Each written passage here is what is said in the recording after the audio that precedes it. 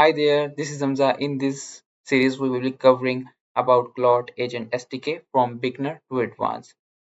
Okay, so let's start with our first episode. If you have already used Claude Code in a terminal, you would know most of the things that we will cover in this series. Claude Agent SDK is similar to Claude Code but in a program.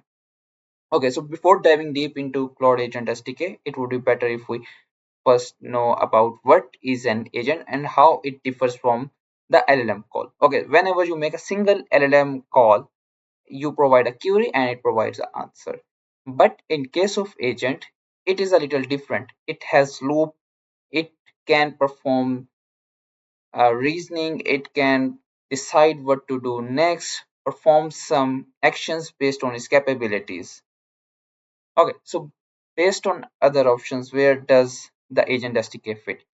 You can have a system where you use the raw API, but for that you need to build a complete harness, like you need to make a loop, add a retrial mechanism. It gives you full control, but it also makes it hard to build a full robust system. On the other hand, the Claude Code CLI is similar to Agent SDK, but it needs some human prompt in a terminal, and managed agents are a new concept by, or you can say a product by Anthropic. They are Anthropic hosted, but as they are Anthropic hosted, so they have less control.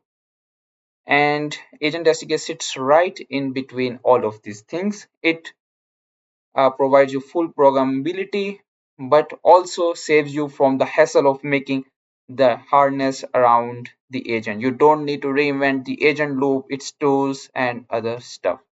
Okay, so basically the core idea behind Agent SDK is you have a Claude Code as a package library. You can add all of the MCPs, tools, all of the stuff. You don't have to manage the context. It has, you can say, built-in features for context management and all of the things.